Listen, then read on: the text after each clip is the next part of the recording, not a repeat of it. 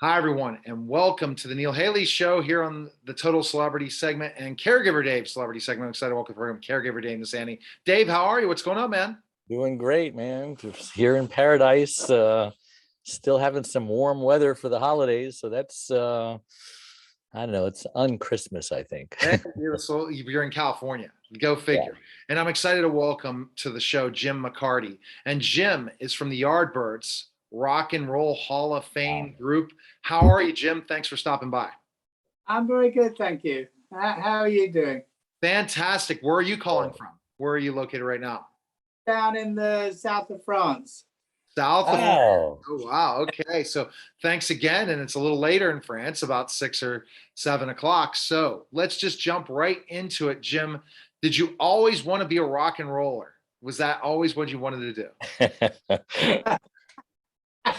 Well, at one time I was working in a stockbrokers. I was doing, maths and figures and all that stuff. I never really realized, but I always loved rock drumming. So I was very pleased when I got into the band. yeah. And a great band it was. Gosh, have you ever been inducted into the Rock and Roll Hall of Fame? If not, that's a The travesty. Yardbirds have, right? There Is you that go. correct, Jim? 92. Yeah. Yeah. So you were one of many English groups that invaded the country, right? Yeah, that's right. Yeah. Yeah. It's a big dream for us to suddenly come to the US, for young English lads that were in London, and it was very, dark and dismal and rainy and all that. And we'd watched all the westerns, and all the movies coming out of the US, all the gangster movies and Yeah. all the blues music and the rock music. It was heaven for us to come. All of the English groups had a slight different sound. How would you compare yourselves to the Beatles or to the Stones or some of the other English groups? How are you different? I think we were different because we messed around with the blues. We played blues, but we changed it slightly and made it. Some people say it was psychedelic, but we were just having fun, and that's the way people saw it. So we made it a bit different and a bit more fun. Yeah, lots of memories. Yeah, definitely. So in that process. So Jim, how did you get discovered by the band? How'd that work? How did it happen? Well, we were all local guys in southwest London, and we all used to hang out in a pub in a place called Kingston, which was just about 20 miles out of the center of London. And all the sort of art people and musicians used to hang around the pub. Bohemians or beatniks, we call them in those days. and we decided to start a band, and we loved blues. We listened to blues music coming in on a very underground level. We never heard it on the radio or anything like that. We just had to go and get the vinyls, the long player records in those days. And Bo Diddley, Muddy Waters, Jimmy Reed, all that stuff. It was very precious in those days, and so we did it. We made our repertoire from all those, probably about 10 vinyl albums. So when did you start playing the drums, and who was your drum idol? Well, I was in a military organization called the Boys Brigade, and I used to play a marching drum. So that's how I started. But then I started listening to early American rock and roll, Buddy Holly and the Everly Brothers and Johnny Cash and all that stuff. And that's how I got into playing rock drumming. But I love jazz as well, and I loved, people like Buddy Rich and obviously Okay, that's what I was going to ask you. big names. Yeah, Buddy Rich was amazing. Yeah. Yeah, I was a drummer too. Started at 12 years old, but unfortunately I got married and that all fell to the wayside. Oh, okay. Glad you didn't give up. Yeah, I liked Dave Brubeck. He had a great drummer. Who's Yes. the name? I can't remember his name now, but he had great big glasses and he used to play very So, cool. yeah, absolutely. So, Jim, let's talk about specifically how you guys got your big break. How did that happen? Tell us the story once you guys got together. Well, our big break came actually when we were playing with the Beatles. We were supporting the Beatles at their Christmas show in 1964, and there was a publisher in the audience, and he had a demo record of "For Your Love," which was our first hit, and he had the demo by Graham Gouldman, who was the writer. He was from Manchester in those days, and Graham, of course, went on to be part of 10cc, and he wrote a lot of other songs, you know, for the Hollies and Herman's Hermits at the time, and we decided to do that as our hit. So we had a go at it, and it was very successful, and that's what put us on the map, really.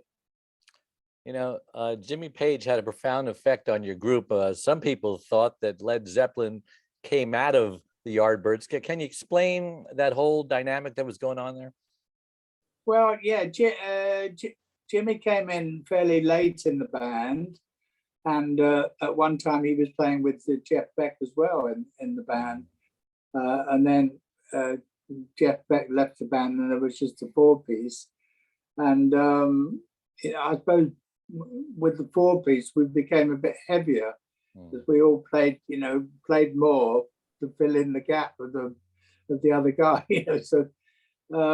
So we became a heavier band with Jimmy, and then when we split up in 1968, he went on to play some of our gigs that we couldn't do with his new band, which he called the New Yardbirds, and then they changed their name to Led Zeppelin, and the rest is history, you know.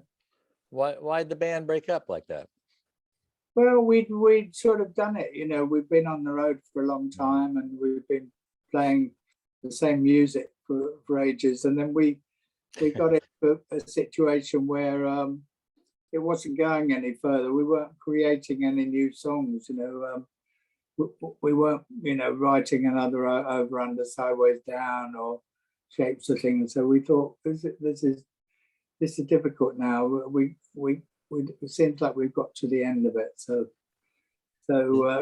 is that kind of normal for a band to go into different phases and then that happens to them?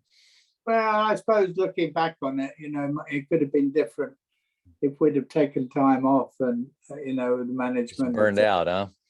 Yeah, we were really burned. There's the touring. It seems like now, Jim, the touring's back to what it was before, because the money to be made before was in music.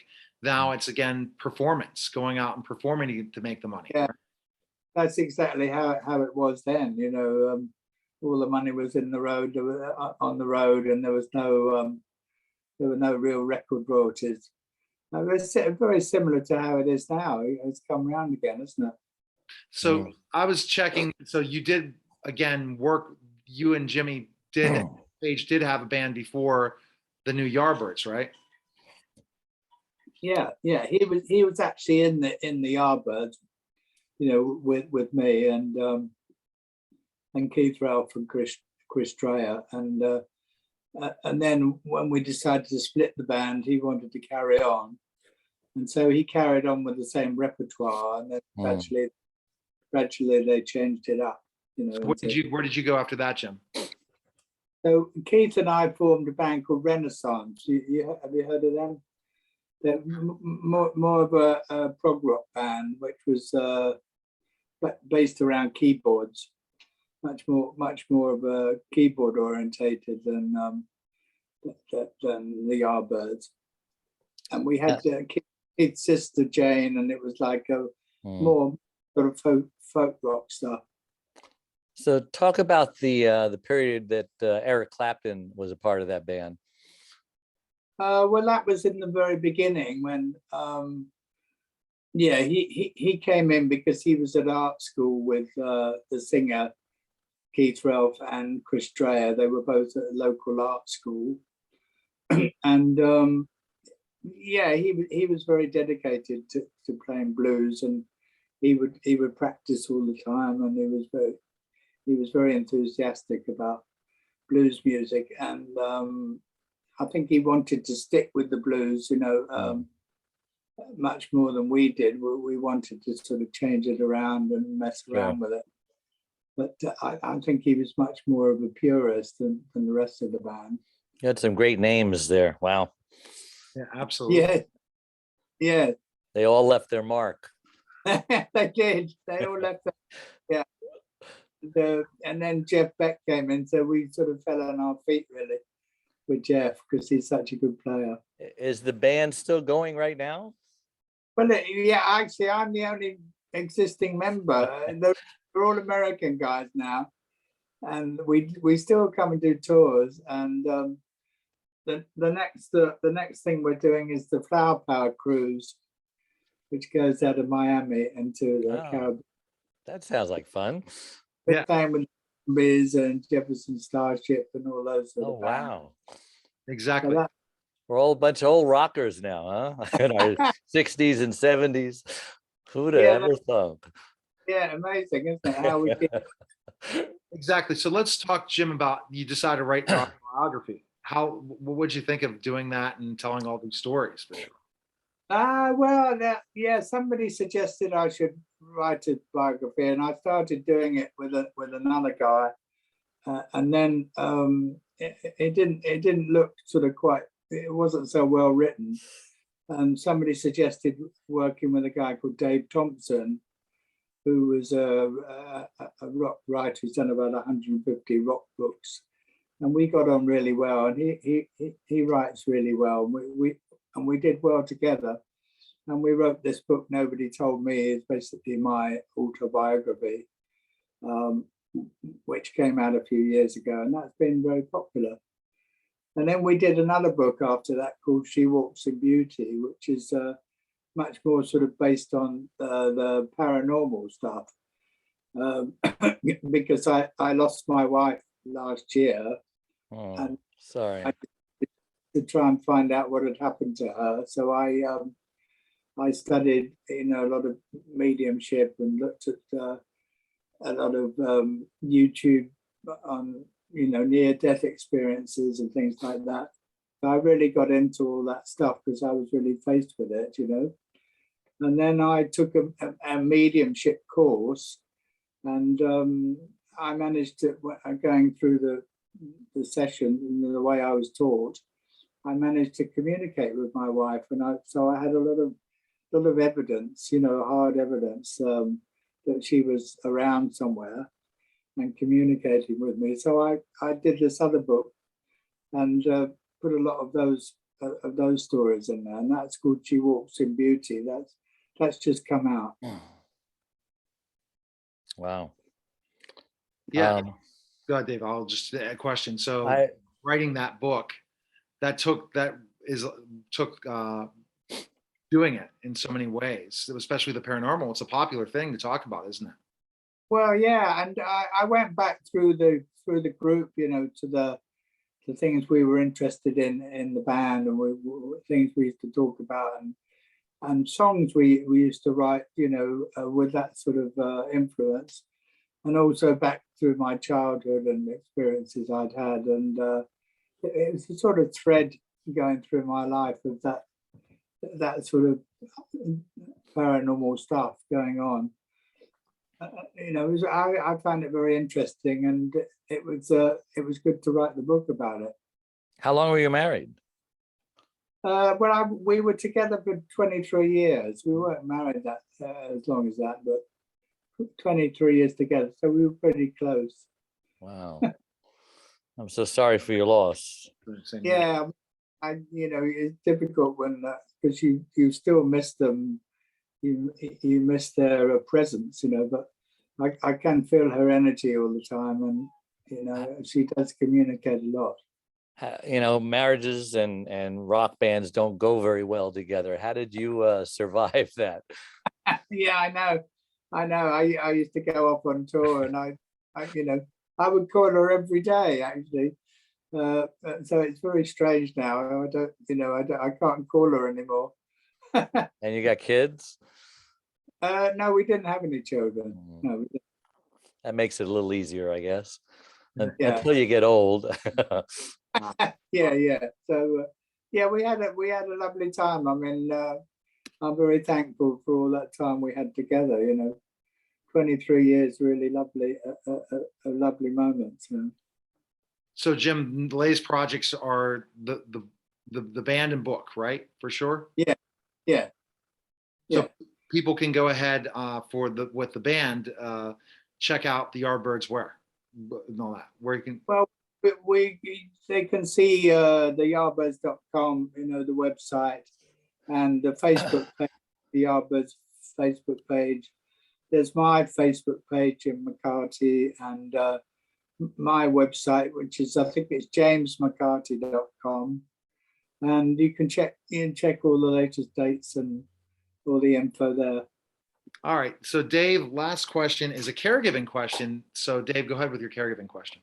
Yeah, so I'm a caregiver. My wife had a stroke 25 years ago, and she was able to survive, but she still can't talk or walk, but she can communicate non-verbally through Pictionary charades. And she reinvented herself after a short grieving period. And now, we travel the world just helping caregivers stay alive, because 30% of them die before their loved ones do. How did your wife die? Were you caring for her in those last days? I did actually. Yeah, she had a rare cancer. She had something called a sarcoma, which was like a little lump that started in her arm and then spread to her organs and stuff. And in the So end, it was a skin cancer it started out as, huh? yes, Yeah, and it those are went serious. into her liver and her lungs. And yeah, she was she couldn't walk in the end. She was in bed for about probably maybe 4 months when I looked after her. Yeah, and I did the cooking, but they were very good. The nurses came in and Yeah, because it's hard for a caregiver. They burn out like a rock band, because yeah. they don't put their needs first. They give and give and give. There's nothing left to give. I started caregiverdave.com as a support group to kind of help them out. Oh, okay, that's nice. Yes. Oh, I'll look at that. I'll have to look at that. Thank you. Absolutely, Jim. And we appreciate you coming by, and definitely people will check out your music, especially get new people to start listening to your music, because it's so great, because of the ability now with Yeah. music on demand, everyone I'm can. sure he already has multi-generational listeners. Oh yeah, I'm sure he does, no doubt. Especially the relationships with Zeppelin. And wow, a lot of very interesting things. So I appreciate you coming by, Jim, and thanks for coming on the show. Thanks. Jim. Thank you. Thanks for having me. All right, take care. Bye-bye. All right, guys, that's the Caregiver Dave celebrity segment, guys. Take care.